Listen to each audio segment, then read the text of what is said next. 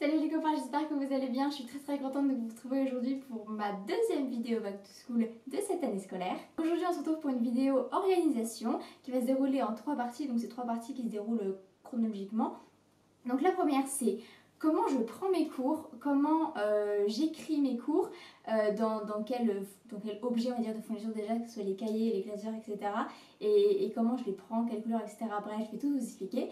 Ensuite, dans une deuxième partie, ce sera comment je fais mes fiches de révision, parce que cette vidéo déjà a beaucoup été demandée, ce thème du moins a été beaucoup demandé. Donc voilà, je fais des fiches de révision en histoire particulièrement parce que c'est là où il y a le plus de cours. Et en plus, j'ai la spécialité, donc bref, moi j'ai tout pris en histoire, donc déjà c'est ma matière préférée.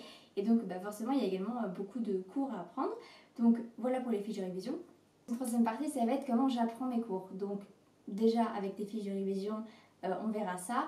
Ou pas, sans fiche de révision, bref, il y aura différentes méthodes que je vous montrerai, que je vous expliquerai.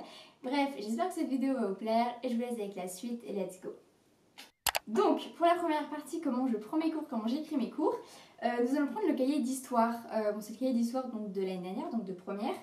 Et donc, je vais vous montrer donc, comment je prends mes cours, les quelles couleurs, etc. pour que ça soit clair dans votre esprit et que ça soit beau, quoi. Donc, nous allons prendre le thème 3, chapitre 1. Donc le thème 3 c'est la Troisième République avant 1914. Voilà, donc je pense qu'il faut que je me rapproche un peu parce que sinon vous n'allez pas voir les détails de l'écriture. Bon là j'avoue que c'était un cours pendant le confinement donc j'ai bien écrit mais en vrai sinon j'écris pas aussi bien. Donc d'abord vous voyez bien les distinctions de couleurs. Nous avons le thème écrit en rouge et donc souligné, thème 3 souligné 2 fois, très important, et écrit en majuscule. Ensuite on a le nom du chapitre, un chapitre 1 souligné, et le nom du chapitre avec des majuscules à chaque début de mot. Et donc la problématique en vert, ça je pense que la majorité des gens font la problématique en vert. Le grand 1 en rouge souligné, et le grand A en vert, problématique toujours en vert, et tous mes cours je les prends en bleu. Donc j'écris au stylo plume, oui donc ça c'est aux 4 couleurs bic, enfin bref normal. Et les cours en soi, je les écris au stylo plume bleu, donc mon stylo plume je l'ai montré dans l'alphabet scolaire, mais c'est un par-cœur, c'est un stylo plume, voilà tout simplement.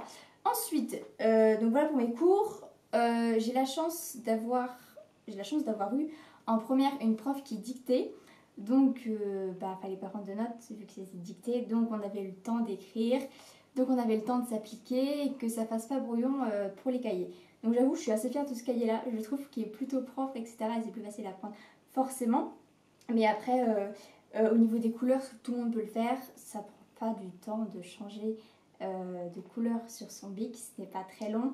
Donc tout le monde peut changer les couleurs, puis c'est plus facile, c'est plus agréable à apprendre. Et aussi n'hésitez pas à sauter des lignes comme je l'ai fait, parce que c'est plus sympa, c'est plus simple, voilà, c'est plus lisible. Ensuite, on tourne le cahier.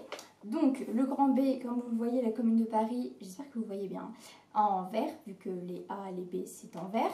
Ensuite, donc là c'était sous forme de questions-réponses, on va dire.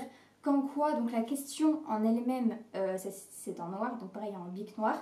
Et donc la réponse, c'est en bleu, stylo plume bleu. Ensuite, vous voyez des choses, des écritures soulignées en rouge. Donc ça, c'est tout ce qui est date et événements importants. Je les souligne en rouge pour que ça se démarque, voilà, pour bien que ça se voit, etc. Et puis ça fait de la couleur en plus. Ensuite, donc ça c'était également pendant le confinement. On avait un document, enfin on avait plusieurs, donc je vais vous montrer celui-ci. Ah oui, d'abord, pour l'affaire Dreyfus, pareil, ça j'avais fait en couleur. D'abord on avait une frise à imprimer. Là j'avais fait en couleur, donc où, quand, qui et pourquoi. Donc vous savez, c'était les petits stabilos, je ne sais pas comment ça s'appelle, c'est des petits stabilos tout fins. Et du coup j'avais écrit en couleur pour chaque question, on va dire. Voilà, ça c'est plus facile d'apprendre comme ça. Et donc là, c'était des documents iconographiques ou des textes. Donc le texte, pareil, je l'avais imprimé, souligné en couleur, etc. Et donc là, c'était donc 2 documents iconographiques, j'espère que vous allez bien le voir. En gros, il y avait des flèches, etc. Et pour analyser le document, c'est plus simple de l'avoir dans le cahier. Donc bref, n'hésitez pas à imprimer des documents et de les coller ensuite dans votre cahier. Je trouve ça plus simple et comme ça, c'est vraiment... vous avez vraiment en fait le thème, par exemple, je sais pas, l'affaire Dreyfus, vous avez vraiment un document qui s'y réfère et c'est plus facile de visualiser j'en arrive plus à parler, de visualiser le cours par la suite pour l'apprentissage. Donc voilà, c'était pour ma première partie. Je vous montre le cahier d'histoire parce que c'est, je pense, la seule matière où tout le monde écrit. Après, que ce soit en maths, on n'a pas tous les mêmes matières. Mais en maths, etc., des fois c'est des feuilles polycopiées. Pour ma part, c'est des feuilles polycopiées, des fois on écrit, etc. Mais l'histoire, c'est la matière où on écrit à chaque fois. Il y a peu de profs qui polycopient, ce n'est pas un verbe, leur cours. Donc je trouvais ça intéressant de vous montrer l'histoire. Et puis c'est là où il y a le plus de cours à apprendre. Donc voilà. Deuxième partie, comment je sais pas pourquoi je crie, je pense que ça doit s'entendre. Comment je fais mes fiches de révision. Donc, au niveau des fiches de révision, donc, déjà au niveau du format, c'est des petites fiches Bristol. Voilà, il y en a des paquets de 200 à Auchan si vous voulez savoir. Oui, c'est petits carreaux, hein, pour savoir c'est plus facile pour avoir des lignes. Donc, je fais des fiches de révision en histoire géo, c'est ça. Après, en français, donc pour les futures premières, ou même en seconde, ça peut aider. J'avais fait des fiches auteurs. De base je devais les apprendre pour l'oral de bac que je n'ai pas passé, donc je les ai jamais appris, mais j'avais commencé, j'avais fait 6 auteurs je crois, des fiches en fait où vous écrivez une petite biographie de 5-10 lignes, où vous faites sous forme de tiré, c'est plus facile pour apprendre, ça fait des étapes, bref comme vous voulez, voilà. Et j'avais fait ça des fiches Bristol recto verso pour les auteurs en français. Après en maths, je fais des fiches difficulté, en gros, ou les formules. Aussi, les formules, je les écris, bon, en physique, j'avais plus physique, mais vous pouvez faire ça en physique si vous avez pris l'aspect en première ou même en terminale. Mais voilà, toutes les formules sont au même endroit sur une même fiche. Et aussi, voilà, des fiches de difficulté, on va dire, si vous n'arrivez pas à, je sais pas, en maths, à résoudre un exercice, etc., une opération, une équation, etc., bah, faites un exemple sur la fiche. Alors, je ne sais plus où sont mes fiches de maths, mais sinon, je vous l'aurais bien montré, mais bref, voilà, faites des fiches de difficulté. Après, en langue, vous pouvez le faire également, où vous revoyez des points de grammaire sur une petite fiche. Et comme ça, avec un exemple, vous mettez toujours un exemple d'une autre couleur, en noir, souvent l'exemple. C'est plus facile également.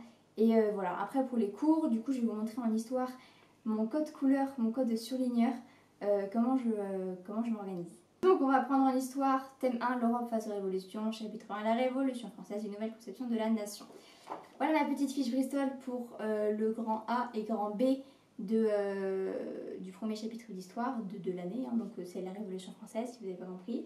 Alors, le thème, donc oui, du coup j'écris tout en noir, c'est des stylos bic noirs, sinon avec le stylo plume ça bave, il me semble, ou du moins il faut attendre que ça sèche, et moi je n'attends pas que ça sèche, donc stylo bic noir, et c'est plus facile aussi à voir que le bleu.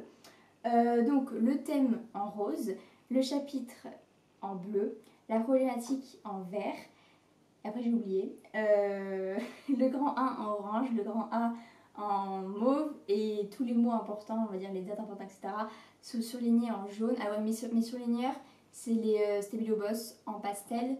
Alors comment je trie les informations, donc comme vous avez vu, ça au début c'est les débuts de cahier comme je vous ai montré, c'est pareil parce qu'il faut toujours apprendre les titres, ça souvent on n'y pense pas, on apprend que à partir de là, mais on ne sait même pas de quoi on parle, donc apprenez les titres et les problématiques, parce que souvent la problématique vous pouvez la remettre dans un développement construit, une dissertation en histoire, donc apprenez-la avec le cours. Alors comment je trie les informations? Donc toutes les dates en histoire forcément je les mets. Donc par exemple, je mets un petit tiret, moi je fais sous forme de tiret pour les dates, c'est plus facile. 5 mai 1989, ouverture par le roi Louis XIV à Versailles des États Généraux. Attends, ça je l'ai appris, ça, je l'ai revu je sais pas combien de fois pour les E3C, pour tout ce que tu veux. Voilà. Après au niveau du cours, alors c'est compliqué de vous donner des exemples concrets, mais résumez franchement en une phrase, un paragraphe par exemple. Vraiment, mettez les mots importants, du coup les mots importants vous les mettez en jaune, c'est plus cool. Et voilà, enfin c'est compliqué de vous montrer, mais franchement résumez un maximum pour qu'un grand A par exemple ça tienne sur une page. Là vous voyez mon grand B, il tient sur le recto d'une fiche Bristol, et du coup moi c'est des petites fiches Bristol parce qu'il en existe des plus grandes. Mais voilà. Voilà pour mes fiches de révision. Si vous avez n'importe quelle autre question, n'hésitez pas à me la poser en commentaire. Et la troisième partie, comment j'apprends mes cours, ça c'est une grande épreuve. Hein. Apprendre des cours en histoire par exemple, comment je fais. Alors je fais cette troisième partie parce que j'ai eu pas mal de commentaires sur ma dernière vidéo qui me demandaient comment je révisais pour les E3C ou même sous des anciennes vidéos. Alors, donc au niveau des révisions des E3C, donc dans les premiers E3C vous avez Histoire Géo et les langues. Alors on va commencer par les langues, c'est plus facile à expliquer. Donc les premiers E3C vous avez, que je me souvienne bien, compréhension orale et expression écrite. Pour la compréhension orale, j'ai envie de dire, vous ne connaissez pas la CO à l'avance, donc vous ne pouvez pas l'inventer. Mais un truc qui peut aider, c'est écouter des séries Netflix en VO, donc que ce soit anglais, allemand, espagnol, italien, ça existe, hein, vous pouvez sélectionner la langue.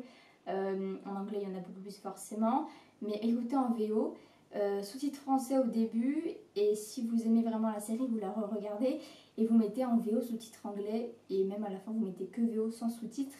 Bon, ça fait des étapes, et en vrai, sans le savoir, mais votre cerveau, il enregistre. Enfin, souvent, il y a des séries américaines, donc après, vraiment, mais même au niveau de votre accent, vous allez avoir un accent plus américain. Après, au niveau de l'expression écrite, je vous conseille d'enregistrer des structures. Par exemple, vous mettez, ça c'est hyper important, c'est dans une expression écrite, vous avez, je sais pas, vous mettez pour commencer, ensuite puis, vous savez, les petits mots connecteurs, on dit comme ça. Ça c'est hyper important d'en apprendre, ça structure en fait votre expression écrite. Et voilà, pour finir, en conclusion, etc. Vous apprenez ça dans votre langue et ça peut servir. Après, voilà, apprenez, après c'est du vocabulaire, mais c'est compliqué d'apprendre du vocabulaire comme ça. Si vous avez du vocabulaire, souvent dans votre livre de langue, vous avez du vocabulaire par chapitre, par axe.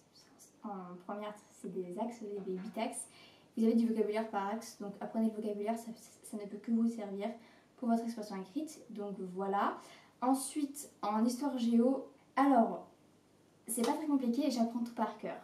J'apprends mot pour mot. Par exemple, yes, pour les E3C, j'étais tombée sur quoi pour les E3C? On va commencer par le congrès de Vienne. Et donc j'avais appris par cœur. Bon là c'est très bleu, hein, ça donne pas envie d'apprendre. Mais j'avais vraiment appris par cœur mon cours, enfin mot pour mot. C'est alors comment je fais pour apprendre? En fait, c'est pas très compliqué, j'apprends phrase par phrase. En vrai, souvent, on n'en parle pas en vidéo, mais comment, genre, tu sais, on me dit, ouais, faut apprendre régulièrement, mais comment tu fais pour apprendre? Alors, c'est pas très compliqué, on va lire phrase par phrase. Après les défaites de Napoléon, Louis XV est porté au pouvoir par les puissances européennes en 1914, puis en 1915. Je répète, si ça vient pas, ou si je bute sur un mot, je recommence. Et je fais ça phrase par phrase. Après les défaites de Napoléon, Louis XVIII est porté au pouvoir par les puissances européennes en 1814 et 1815. Voilà, on continue. Il octroie en... Alors souvent, voilà, octroyer, c'est un verbe qu'on n'emploie pas toujours, mais ça fait bien dans une dissertation, enfin dans un truc écrit. Donc n'hésitez pas à apprendre des nouveaux verbes, des nouveaux mots de vocabulaire un peu plus recherchés que vous avez souvent dans votre cours, ça fait pas mal. Donc, il octroie en juin 1914 une charte constitutionnelle qui reconnaît certains acquis de la Révolution et du Code civil. Il octroie en juin 1914 une charte constitutionnelle qui reconnaît certains acquis du Code civil, j'ai oublié, et de la Révolution, c'est ça, certains acquis de la Révolution et du Code civil. Voilà, bon bref, je ne vais pas vous faire tout le cours, mais moi je fais ça et j'apprends mot pour mot. Et quand j'ai appris phrase par phrase, je récite tout. Où je récite par paragraphe, etc., etc. Donc là, vous allez me dire, mais à quoi ça sert que tu fasses des fiches de révision? Je vous explique. Les fiches de révision, je les ai faites que pour le premier chapitre d'histoire. Après, je perdais du temps parce que ça ne me servait à rien. J'apprends le cours par cœur. Je prends le cours de la prof. C'est pour ça que c'est bien d'avoir... moi, j'ai la chance du coup d'avoir une prof qui dictait. Mais si tu prends des notes, t'as que des mots, donc c'est chiant. Donc les fiches, c'est pas mal. Mais moi, le cours, il est dicté. C'est des phrases qui sont belles. Tu vois, c'est des belles phrases avec des beaux verbes, du beau vocabulaire. Moi, j'apprends par cœur. Et du coup, dans un développement construit, le sujet... Donc vraiment, pour les E3C, j'ai appris je sais pas, mes 5 chapitres par cœur, genre mot pour mot. Et ça a payé parce que j'ai eu une bonne note. Donc chacun sa méthode, mais moi je fais ça depuis que je suis petite en fait. J'apprends les cours phrase par phrase. Voilà pour cette vidéo. J'espère qu'elle vous a aidé. Je vous dis à plus dans une prochaine vidéo. Bye bye.